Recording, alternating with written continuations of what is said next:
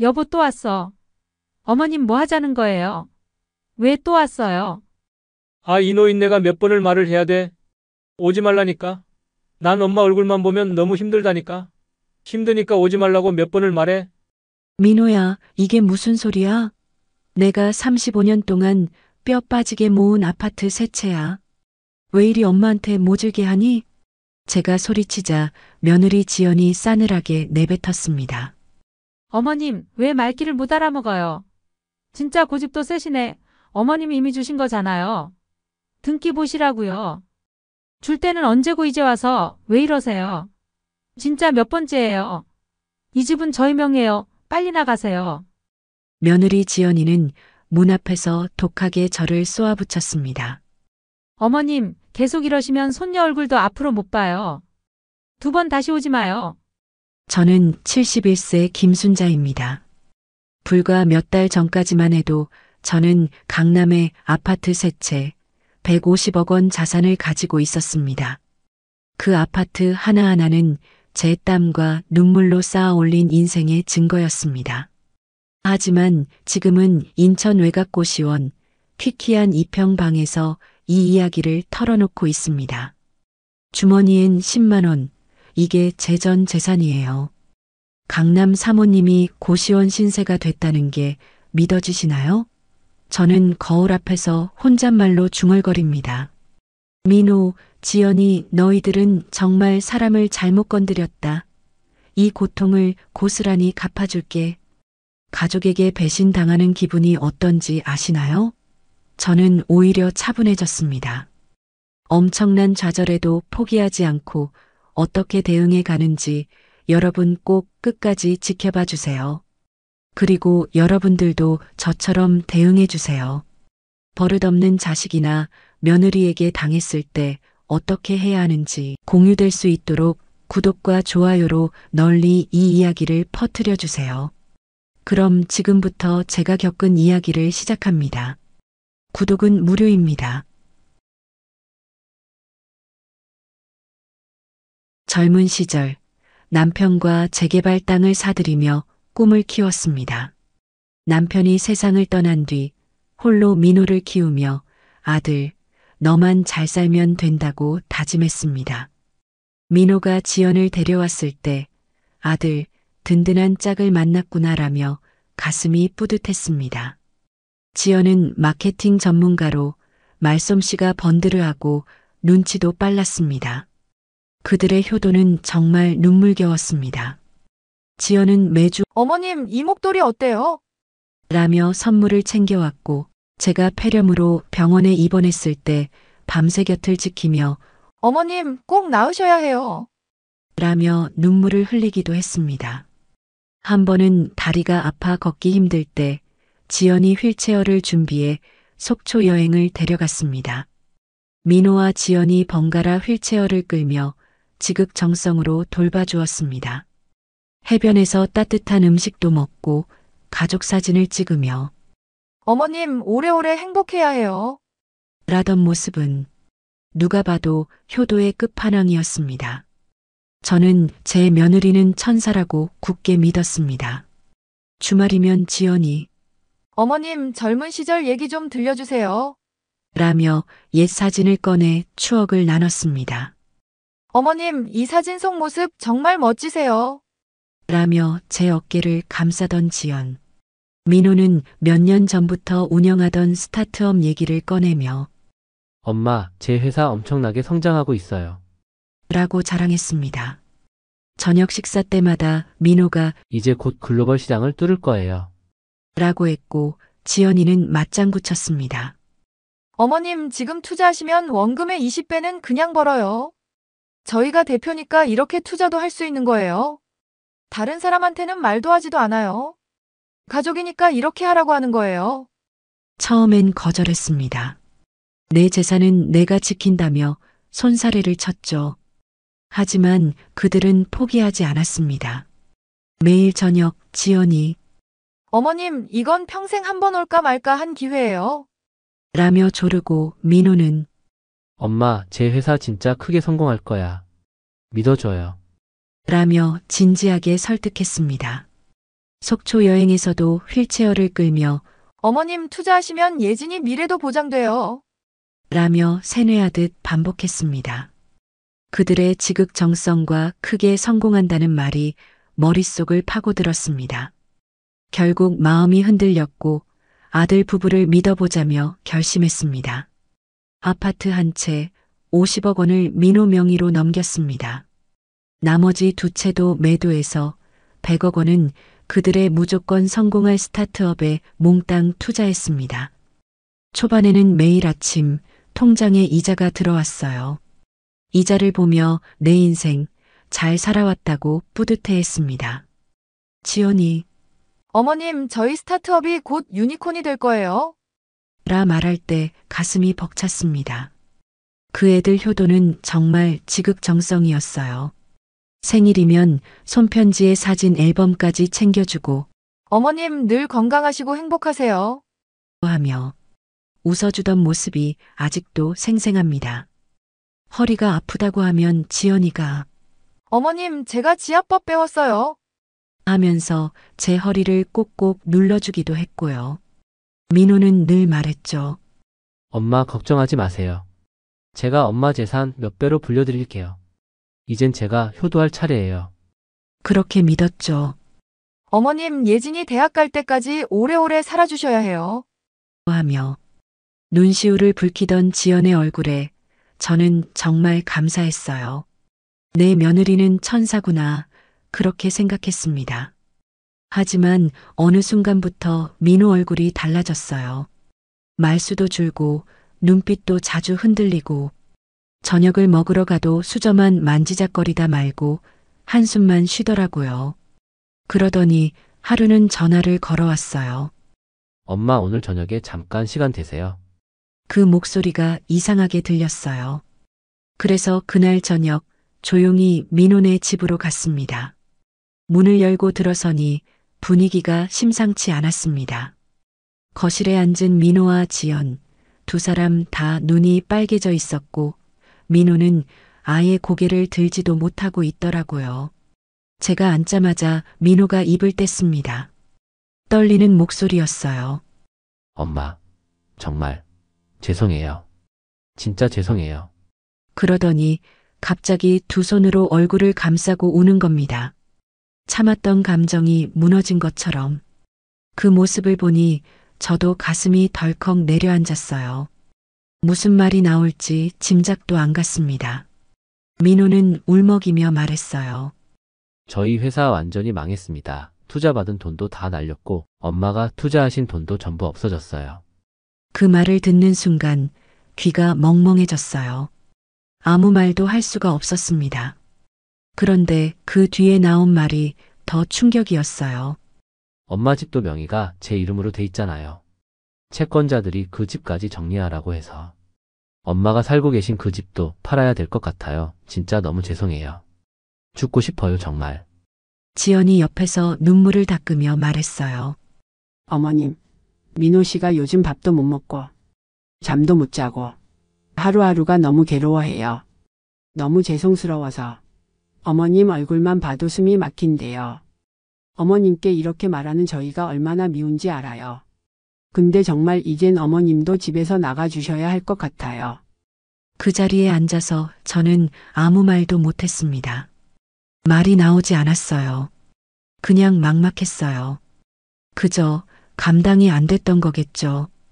회사가 망하고 빚이 쌓이고 사람들 눈치 보이고 그런 속에서 저까지 감당하기 힘들었을 겁니다. 그렇게 저는 그 집을 나왔습니다. 집안 구석에 넣어뒀던 비상금, 현금 200만 원만 들고요. 조용히 짐을 쌌고 누가 볼까봐 슬리퍼 소리 죽이며 새벽에 나왔습니다. 마당의 화단도 주방의 오래된 식기들도 예진이 웃던 방도 그대로 두고 그렇게 해서 제가 도착한 곳이 인천 외곽의 고시원이었습니다. 2평 남짓한 방. 벽지는 벗겨졌고 전등은 깜빡이고 매트리스는 눌려서 엉덩이가 바닥에 닿는 느낌이었어요. 방 안엔 옷 몇 벌과 지갑, 물티슈, 그게 다였습니다. 처음엔 너무 허무해서 웃음이 나오더라고요. 그래, 순자야. 결국 여기까지 왔구나 라고요. 그날 밤 누워서 천장을 바라보다가 눈물이 났습니다. 화도 났지만 내가 너무 믿고 살았다는 후회가 더 컸어요. 그 애들을 미워하기보다 내 선택을 되짚게 되더라고요. 그때 전부 투자하는 게 아니었는데. 하지만 저는 그렇게 무너지지 않기로 했습니다. 순자라는 이름으로 여기까지 살아온 인생이잖아요. 35년을 피땀으로 쌓아 올렸는데 이렇게 주저앉을 순 없었어요. 민호야, 지연아. 너희들도 잘하려다가 이렇게 됐으니 얼마나 속이 상하겠니? 이 엄마 꼭 다시 일어설게. 너희들을 위해서. 고시원은 월세 25만 원, 2평 방에 얇은 매트리스가 전부였습니다. 곰팡이 핀 벽지에서 퀴퀴한 냄새가 났고 천장은 물이 새서 툭툭 소리가 났습니다. 전등은 깜빡였고 전기장판은 밤만 따뜻했습니다.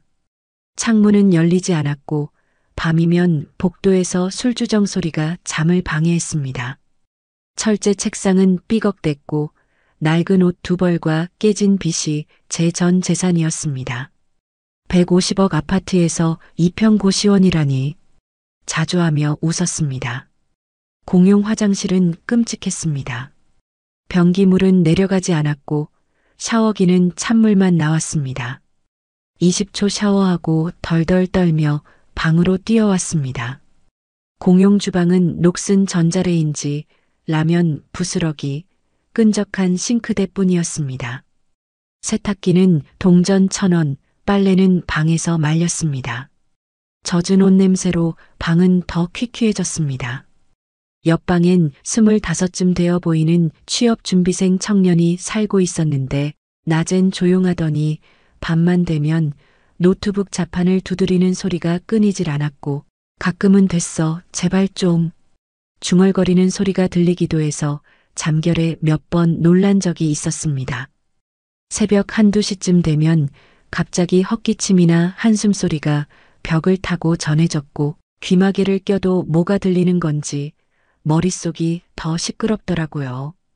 맞은편 방엔 박철수 아저씨가 살고 계셨는데 택시 운전을 오래 하다 은퇴하신 분이라고 했고 말투도 정겹고 농담도 자주 던지시는 분이었지만 밤만 되면 천둥 같은 코 고는 소리가 들려와서 처음엔 어디에서 벽 공사가 시작된 줄 알았을 정도였습니다. 한 번은 새벽에 깼는데 방이 정말로 아주 살짝 흔들리는 느낌이 들었고 다음날 제가 슬쩍 웃으며 말씀드렸죠. 아저씨, 어젯밤에 코 고시는 소리에 제가 침대 밑으로 숨을 뻔했어요. 벽이 흔들리더라고요. 그랬더니 박 아저씨가 배를 잡고 웃으시면서 순자님, 그 정도면 제가 고시원 지진 유발자네요. 라고 농담을 하시더군요. 그날 저녁엔 복도에서 다투는 소리가 들려왔습니다. 관리인 아저씨 목소리였는데 누군가한테 다음 달까지 안 내면 방 비우셔야 돼요 하며 짜증 섞인 말투로 쏘아붙이더군요. 문을 꼭 닫고 있어도 벽을 타고 고스란히 들려오는 소리에 저도 모르게 숨이 막히는 기분이 들었습니다. 방세 밀리면 바로 나가야 한다는 말에 이곳이 얼마나 팍팍한지 다시금 실감이 났죠. 저는 조용히 방문 틈으로 복도를 내다봤는데 복도 끝에서 박철수 아저씨랑 눈이 마주쳤습니다. 아저씨도 조용히 문을 열고 듣고 계셨던 모양이었어요.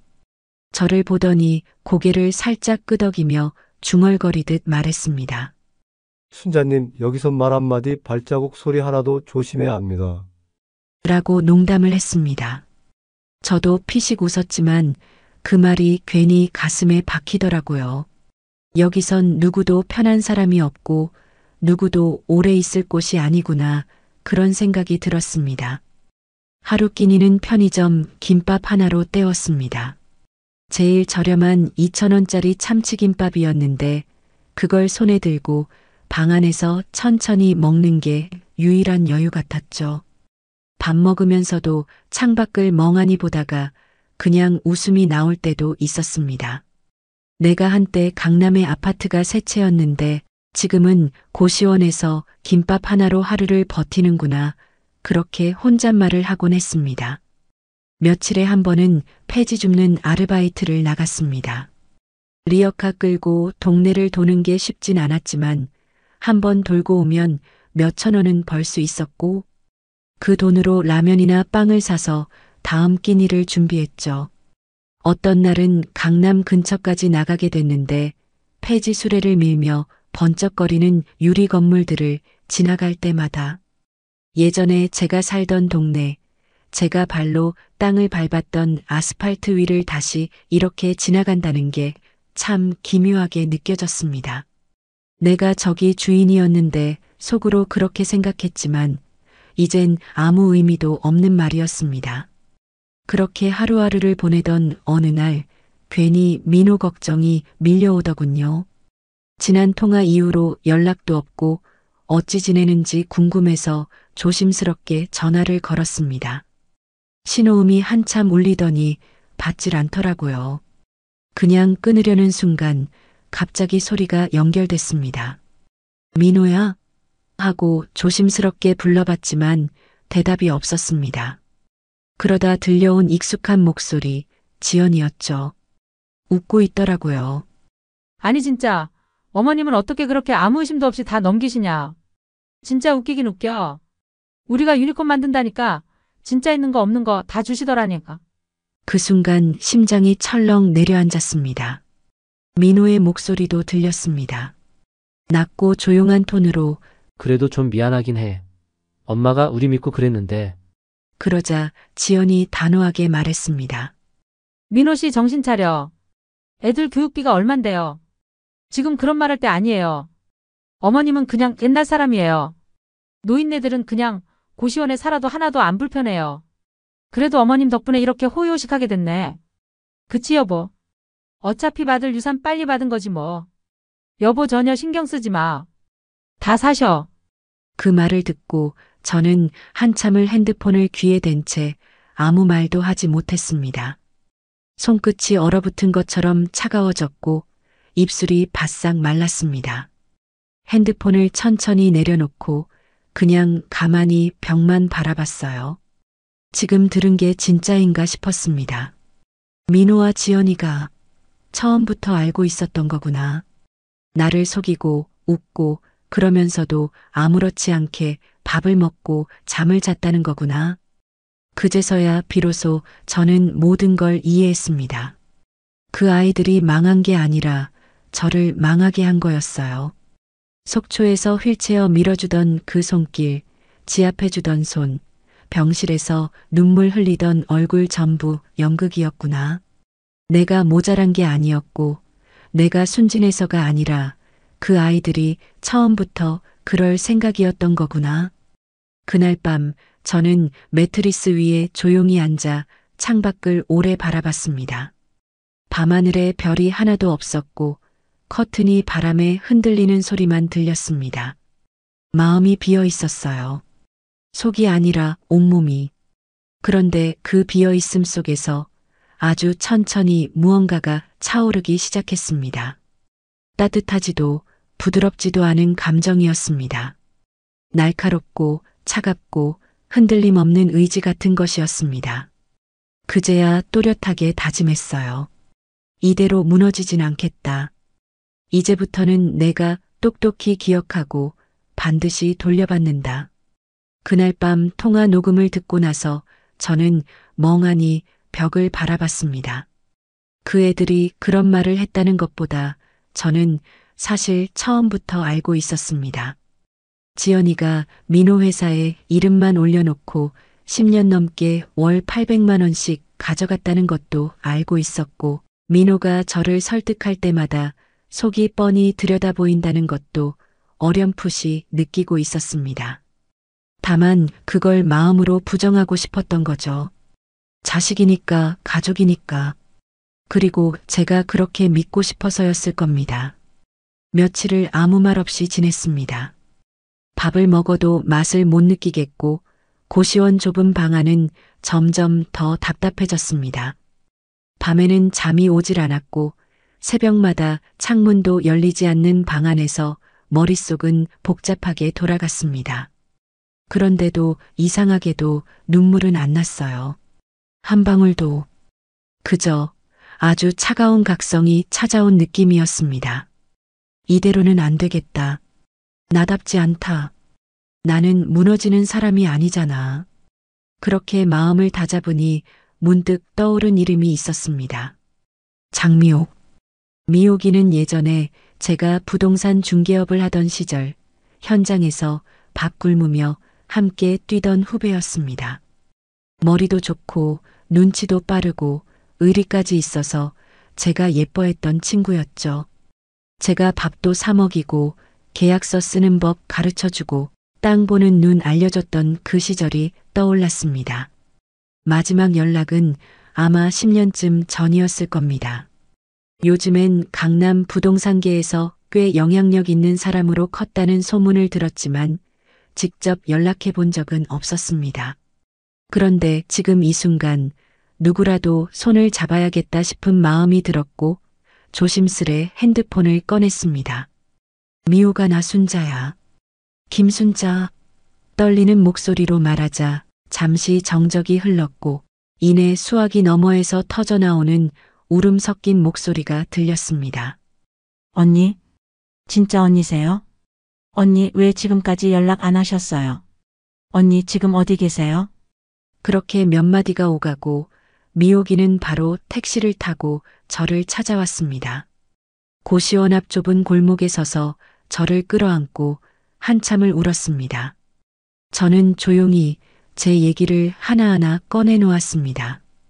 아들과 며느리에게 전 재산을 넘기고 쫓겨난 이야기, 고시원에서 지내며 폐지를 줍고 하루 한 끼 김밥으로 버티며 살아왔던 시간들, 그리고 핸드폰에 남아있는 자동 녹음 파일과 지연의 불법 급여 정황까지. 미옥은 입을 다물지 못했습니다. 말끝마다 언니 세상에 언니가 이런 일을 겪으셨다고요. 라며 눈물을 훔쳤고 이내 단호하게 말했습니다. 언니, 가만히 있지 마세요. 제가 도와드릴게요. 절대 그냥 안 넘어가요. 며칠 후 미옥은 저를 자신의 사무실로 데려갔습니다. 강남 중심에 위치한 고급 빌딩, 대리석 바닥, 고급 원목 책상, 벽에 걸린 부동산 지도와 투자 성공 사례들. 옛날저라면 조금도 주눅들지 않았겠지만 지금은 이 풍경이 낯설고 멀게만 느껴졌습니다. 그런데 미옥이 제 어깨를 다정하게 감싸며 말했죠. 언니, 여기 언니가 있어야 할 자리야. 저도 여기까지 올 수 있었던 건 다 언니 덕이에요. 이제 제가 언니 다시 이 자리로 올려놓을 거야. 나만 믿어. 그날 이후 미옥은 변호사, 세무사, 회계사, 심지어 언론인까지 모았습니다. 프로젝트 순자라고 이름까지 붙이고 복수의 설계를 시작했습니다. 한 방에 갚아주겠다는 게 아니라 차근차근 법적으로 정당하게 무너뜨릴 계획이었습니다. 저는 마음속으로 조용히 다짐했습니다. 민호야, 지연아. 이건 분노가 아니야. 정의다. 그리고 정의는 반드시 돌아온다. 복수는 단순한 분풀이가 아니었습니다. 가장 먼저 한 일은 조용히 내용 증명을 보내는 일이었습니다. 지연과 민호 앞으로 각각 한 통씩 제가 준비한 변호사를 통해 정중하지만 단호하게 적었습니다. 귀하들이 불법적으로 취득한 재산에 대해 본인은 반환을 요청합니다. 잦은 반환이 없을 경우 형사 고소 및 민사 소송을 병행하겠습니다. 그렇게 서류가 발송되고 나서 며칠 아무 반응도 없었습니다. 전화도 없고 문자도 없고 심지어 제가 보낸 등기조차 수령 확인만 되었지 아무런 해명이 없었습니다. 인내심은 점점 바닥이 나기 시작했습니다. 미옥은 조용히 말했습니다. 언니, 우리 바로 들어가죠. 경찰서 갈 필요 없어요. 이건 검찰로 직고소하는 게 맞아요. 증거도 충분하잖아요. 그래서 저는 결심했습니다. 더 이상은 참지 않기로 경찰서가 아닌 바로 서울중앙지검 민원실로 갔습니다. 복도에 서 있을 때 제 손은 조금 떨렸지만 눈은 흔들리지 않았습니다. 담당 직원이 고소장을 받고 고개를 들어 말했습니다. 피해액이 상당하시네요. 관련 서류 다 준비되어 있으시죠? 이 정도면 저희 쪽에서 바로 경제범죄수사부로 넘기면 되겠네요. 그동안 쌓아온 제 삶과 경험, 그리고 강남에서의 인맥이 어디 갔겠습니까? 첫 번째로 꺼내든 무기는 자동 통화 녹음 파일이었습니다. 아들과 며느리가 번갈아 가며 전화로 유도했던 모든 대화가 고스란히 저장되어 있었죠. 그들의 말투, 억양, 심지어 목소리 떨림까지 생생했습니다. 어머님, 절대 손해 안 봐요. 어머님, 이건 거의 공짜예요. 하며 교묘하게 감정을 흔들던 말들. 미옥이 데려온 변호사는 파일을 다 듣고는 고개를 끄덕였습니다. 이 정도면 투자 사기가 아니라 감정적 협박에 가깝습니다. 기망, 횡령, 배임 다 걸 수 있어요. 두 번째로 지연의 급여 정황을 들이댔습니다. 명목상 회사 직원이지만 10년 동안 단 하루도 출근하지 않고 받은 급여 총액이 10억 가까이나 됐죠. 국민연금, 건강보험까지 빠짐없이 들어간 정규직이었습니다. 그 명단과 입출금 내역을 통째로 넘기자 세무사는 고개를 저으며 말했습니다. 이건 명백한 유령 직원입니다. 법적으로도 회계적으로도 다 걸립니다. 심지어 세금 탈루로 국세청에 제보만 들어가도 조사팀이 바로 움직일 겁니다. 세 번째는 가장 핵심이었습니다. 민호 명의로 넘어간 부동산 세 채, 그리고 아파트 매각 후 투자 명목으로 넘긴 현금 100억. 모든 과정엔 어머니가 원해서라는 단서가 붙어 있었지만 저는 그 당시에 폐렴 치료 중이었고 지연의 사촌이었던 그 법무법인 직원은 실제로 변호사 자격조차 없었습니다. 즉, 강압과 허위 정보를 이용해 치밀하게 세팅된 명예 이전 시나리오였던 겁니다. 고소장을 접수한 지 일주일 만에 검찰에 연락이 왔습니다. 민호와 지연에게 출석 통보가 발송되었고 동시에 민호의 회사 계좌는 압수수색 대상에 포함되며 거래 중지 처분을 받았습니다. 언론은 빠르게 반응했습니다. 스타트업 대표, 어머니 자산 편취 혐의 수사라는 제목의 뉴스가 포털 메인에 떴고 인터넷 댓글엔 세상에 자식이 어머니한테 저럴 수 있냐, 강남 아파트 셋이면 인생 성공인데. 그걸 같은 말들이 줄을 이었습니다. 며칠 뒤 지연이 먼저 연락해 왔습니다. 목소리는 이미 반쯤 무너져 있었습니다. 어머님 죄송해요. 저희가 너무 어리석었어요. 어머님만 믿고 있었는데 아니, 그냥 우리가 미쳤던 것 같아요. 그 다음은 민호였습니다. 통화 중 목이 메이더니 결국 흐느끼기 시작했습니다. 엄마, 나 감옥 가기 싫어. 내가 왜 그랬는지 나도 모르겠어. 그냥 미안해. 진짜로. 저는 말없이 창문을 바라보다가 조용히 말했습니다. 이제라도 니들 잘못을 깨달았다면 다행이네. 하지만 그 값을 내야지. 세상에 공짜는 없어. 엄마 마음도 말이야. 그건 한번 찢기면 다시 꿰매기 어려운 거란다. 내가 널 어떻게 키웠는지 너희는 몰라. 하지만 나는 알아. 그리고 지금은 그 값을 받을 때야. 며칠 뒤 미옥의 사무실로 민호와 지연이 직접 찾아왔습니다.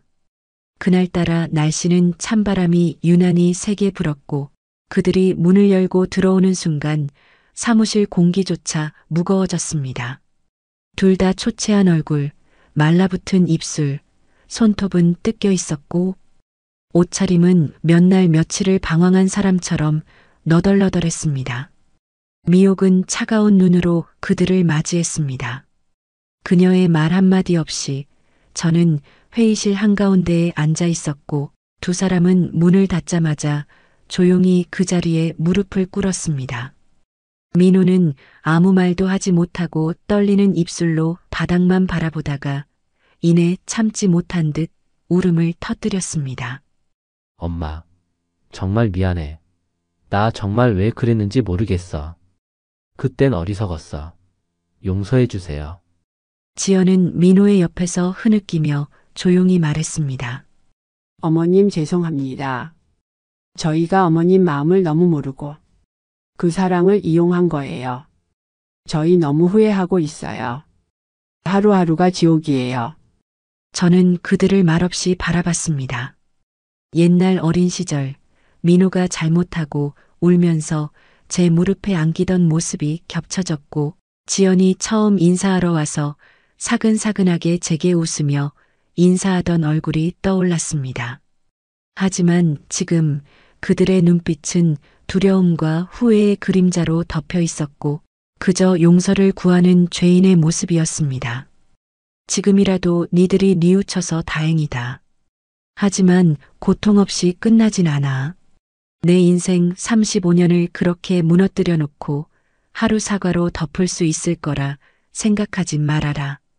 지연은 무릎 꿇은 채 고개를 들지 못했고 민호는 조용히 물었습니다. 엄마, 우리가 할 수 있는 건 뭐든 할게요.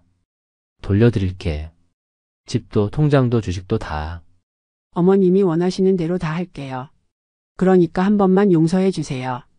정말 정말 죄송해요. 그 말이 끝나기 무섭게 미옥이 준비한 두꺼운 서류 뭉치를 테이블 위에 내려놨습니다. 재산 반환 합의서, 불법 급여 환수각서, 명예 이전 무효 소송 동의서, 형사처벌 조건부 협상 동의서, 그리고 유튜브와 언론에 낼 공개 사과문까지. 민호는 떨리는 손으로 서류를 넘기며 한 줄 한 줄 읽었고 지연은 종이에 얼굴을 파묻고 흐느꼈습니다. 미옥은 냉정하게 말했습니다. 이건 협박이 아닙니다. 기회입니다. 형사처벌을 피하고 싶다면 당신들이 할 수 있는 건 다 해야죠. 그래야 법이 멈춥니다. 민호는 결국 사인했습니다. 손은 떨렸고 눈물은 서명지 위로 떨어졌습니다. 그 사인을 보는 제 마음이 편하진 않았지만 그래도 저는 느꼈습니다. 정의가 조금씩 돌아오고 있다는 걸. 그날 이후 모든 부동산과 예금, 주식은 제 명의로 되돌아왔습니다. 저는 그중 일부를 정리해 고시원을 나온 후 미옥과 함께 순자재단을 설립했습니다.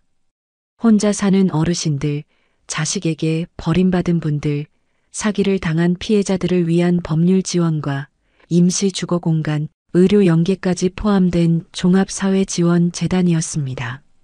제 고통이 누군가에겐 희망이 되길 바랬습니다. 민호와 지연은 구속은 면했지만 사실상 모든 걸 잃었습니다. 지인들은 등을 돌렸고 회사는 폐업했으며 이름이 인터넷에 박제된 이후엔 누구도 이들을 믿지 않았습니다. 그렇게 바닥까지 떨어진 삶을 함께 버티던 두 사람은 결국 이혼했습니다. 민호는 지방에서 창고 야간 근무를 하며 최저시급을 받고 있고 지연은 세탁소에서 손이 갈라지도록 일하고 있다 합니다. 어느 날 민호가 다시 조용히 찾아왔습니다.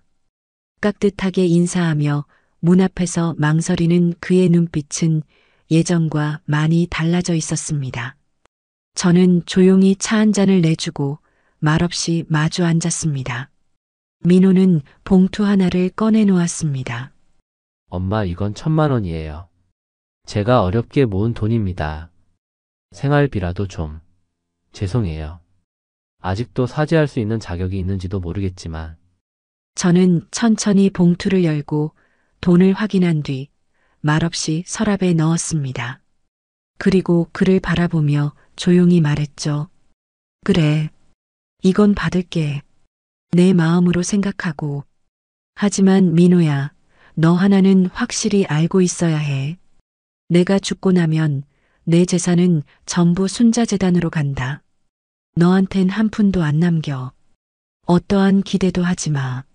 민호는 고개를 숙인 채 한참을 있더니 떨리는 목소리로 말했습니다. 네, 그 말 충분히 받아들일게요. 그래도 엄마한테 이렇게라도 얼굴 한번 보이고 싶었어요. 정말 죄송해요. 그는 말없이 자리에서 일어나 조용히 인사를 하고 나갔습니다. 문이 닫히고 그의 뒷모습이 사라질 때까지 저는 일어나지 않았습니다. 묘하게도 그날 밤은 가슴이 덜 답답했습니다. 어쩌면 분노가 아주 조금씩 풀려가고 있는지도 모르겠습니다. 완전히 용서할 수는 없지만 적어도 아들이 굴복했고 진심으로 반성했다는 것만으로도 제 안에 굳은 응어리가 조금은 풀린 듯 했습니다.